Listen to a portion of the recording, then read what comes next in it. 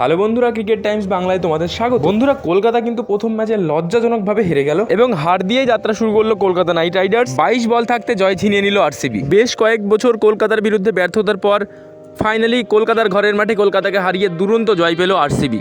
বন্ধুরা, আজ তোমাদের আমি 5টি কারণ বলবো যে কারণে কলকাতা নাইট রাইডার্স ব্যাঙ্গালোরের কাছে আজ লজ্জাজনকভাবে হেরেছে। বন্ধুরা, তার আগে ছোট্ট রিকোয়েস্ট, আমার চ্যানেলে যারা নতুন এসেছো তারা অবশ্যই আমার চ্যানেলটিকে সাবস্ক্রাইব করে পাশে থেকো।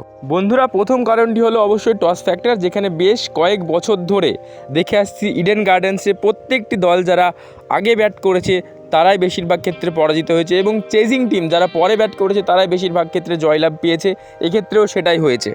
বন্ধুরা, একেবারেই কিন্তু টসের দোষ দিলে সম্পূর্ণ হবে না। ম্যাক্সিমাম 50 রান তারা মাঠে ফেলে এসেছে, যেটা তারা অনায়াসেই করতে পারতো। ফলে তারা 175 রানই টার্গেট দিতে পেরেছিল কলকাতা নাইট রাইডার্স, যেটা টি-20তে খুবই সামান্য। এবং বন্ধুরা, দ্বিতীয় কারণটি হলো অবশ্যই জঘন্য ক্যাপ্টেন্সি। আজকে রাহানের এক্সপিরিয়েন্স প্রচুর আছে, সেটা নিয়ে কোনো সন্দেহ নেই, কিন্তু একটা দলের প্রথম ক্যাপ্টেন, দলের অনেক কিছুই বুঝতে অনেকটা সময় লাগে। দুটো একটা ম্যাচ আশা করি তিনি বুঝতে পারবেন, কিন্তু আজকের ম্যাচের হারের অন্যতম কারণ হতে পারে ক্যাপ্টেন্সির আজে বাজে ডিসিশন।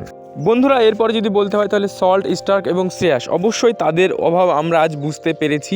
2024-এ চ্যাম্পিয়ন হওয়ার পেছনে তাদের অবদান সত্যি দুরন্ত ছিল এবং তাদের অভাব আমরা অনেকটাই ফিল করেছি আজকের ম্যাচে। বন্ধুরা, হারের পেছনে আরেকটি গুরুত্বপূর্ণ কারণ হলো আজে বাজেভাবে বোলিং পরিবর্তন করা।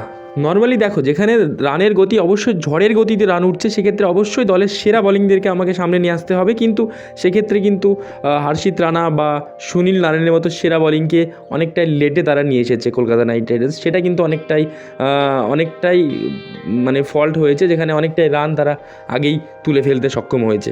বন্ধুরা, এছাড়াও রয়েছে কলকাতার দায়িত্ব জ্ঞানহীন ব্যাটিং, যেখানে 106 রান তারা 10 ওভারের মধ্যে তুলে ফেলতে সক্ষম হয়েছে মাত্র 1 উইকেটের বিনিময়ে। সেখানে 150 রান যেতে না যেতে তারা 6টা উইকেট হারিয়ে ফেলেছে, যেটা কিন্তু অনেকটাই পিছনে ফেলে দিয়েছে কিকারকে। এছাড়াও প্রশংসা করতে হবে ব্যাঙ্গালুরুর ক্রুণাল পান্ডিয়াকে, যেখানে কলকাতার ব্যাটিংদেরকে ঘুরে দাঁড়াতেই দেয়নি, দুমড়ে মুচড়ে দিয়েছেন ক্রুণাল পান্ডিয়া এবং তিনি হয়েছেন প্লেয়ার অফ দ্য ম্যাচ।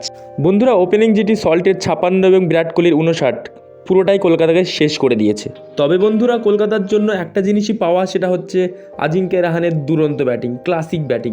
আজ আজিঙ্কে রাহানের দুরন্ত ব্যাটিং করেছেন, যেটা কলকাতাকে অনেকটাই অক্সিজেন দেবে। বন্ধুরা, আমিও কিন্তু কলকাতার ফ্যান, তো তোমাদের একটা কথাই বলবো, একটা ম্যাচ হারা যেটাই কিচ্ছু যায় আসে না।